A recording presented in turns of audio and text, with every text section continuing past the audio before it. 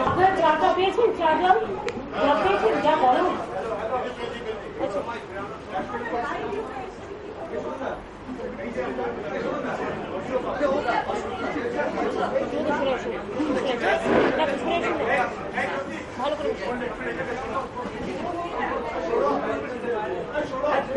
আমি আজকে আপনাদের সকলকে ধন্যবাদ জানাচ্ছি যে প্রচন্ড বাইরে গরম এবং তা সত্ত্বেও আপনারা অনেকক্ষণ থেকে এখানে অপেক্ষা করছেন।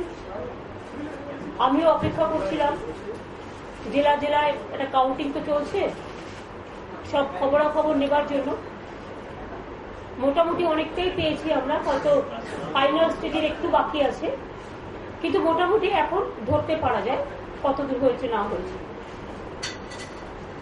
বিশেষ করে আজকের দিনে আমি জানি, যদিও গভীর যে ভূকম্পন হয়ে গেছে নেপালে এবং আমাদের বাংলাতেও 3 জন মারা গিয়েছে, উত্তরপ্রদেশ, বিহার সহ সারা ভারতবর্ষে 75 জন মারা গিয়েছে।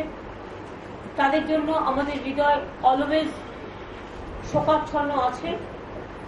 আজকের এই আনন্দটাও আমাদের যেন মনে হচ্ছে কত মানুষ মারা গিয়েছে তাদের দিকেই মনটা পড়ে আছে, তাদের পরিজনের দিকে।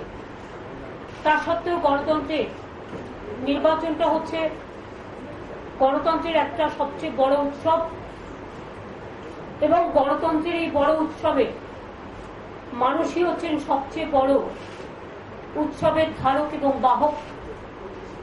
তাই আজকের এই জয়টা আমরা সারা বাংলা জুড়ে, শহর থেকে শহরতলি, কলকাতা থেকে সারা বাংলা, 92টা পুরসভার যে নির্বাচন এখনো পর্যন্ত যেটুকু আমরা পেয়েছি তাতে প্রায় 71টা 72টা তৃণমূল কংগ্রেস কনফার্ম এককভাবে পেয়েছে,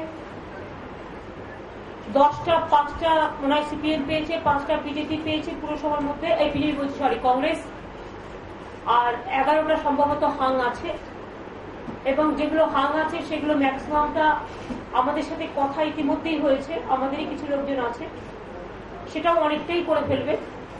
যাই হোক, আমি আজকের এই জয়ের জন্য এত কষ্ট করে, এত গরমে, এমনকি যেদিন পুরো ভোট হয় সেদিনকে ভূকম্পনও হয়েছে শিলিগুড়ি থেকে কলকাতা, সেই অবস্থায় মানুষ নিজেরা ঝুঁকি নিয়ে সমস্ত প্রাকৃতিক দুর্যোগকে উপেক্ষা করে, কেউ রৌদ্রে দাঁড়িয়ে, কেউ বা ভূকম্পনের আগে, কেউ বা ভূকম্পনের পরে গিয়েও যেভাবে সারা বাংলা জুড়ে ভোটের এই উৎসব পালন করেছেন তাতে আমরা মানুষের কাছে কৃতজ্ঞ।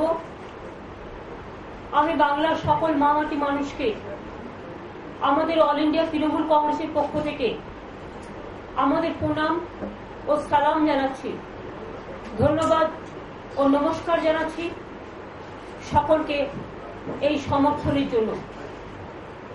আমি আশা রাখি এই সমর্থনের পরেও কলকাতা যেভাবে খুব ভালো কাজ করেছে, পুরসভাগুলো যেভাবে কাজ করছেন, আরো আগামী দিন আরো ভালো করে কাজ করে মানুষের আরো কাছাকাছি আমাদের পৌঁছতে হবে। আজকের এই জয়ে আমি জানি অনেকেই বিজয় মিছিল করবেন, আমি তাদের অনুরোধ করব, যেহেতু একটা ভূকম্পন হয়ে গেছে, এত মানুষ মারা গিয়েছে, হয়তো এলাকায় যেতে ফিরতে গিয়ে ন্যাচারালি একটা আনন্দ হতেই পারে যারা খাটেন বা যারা দীর্ঘদিন ধরে নির্বাচনী প্রচার করেন, কিন্তু আমি বলবো 9 মে রবীন্দ্রনাথ ঠাকুরের জন্মদিন আছে।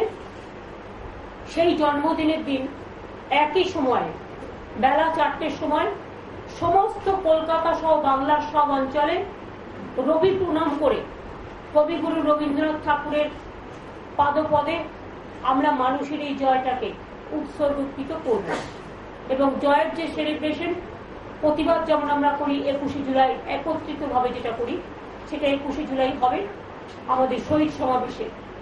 আর এই নির্বাচনে আপনারা একটা জিনিস লক্ষ্য করেছেন, আমি আগেও অনেক নির্বাচন দেখেছি, ইট ইজ নাথিং নিউ। আমার মনে আছে 2003 সালের নির্বাচনে প্রায় 118 জন খুন হয়েছিল শুধু পঞ্চায়েত নির্বাচনকে কেন্দ্র করে। আমরা যেন ভুলে না যাই, 2008 সালের পঞ্চায়েত নির্বাচনে প্রচুর মানুষ খুন হয়েছিলেন। পুরসভার নির্বাচনগুলোকে কেন্দ্র করে রক্তের স্নান হয়েছে বাংলায়। এবারের নির্বাচনে এত কুৎসা, এত অপপ্রচার, এত চরিত্র হরণ, এত মিথ্যে কথা বলা একতরফা তৃণমূল কংগ্রেসের বিরুদ্ধে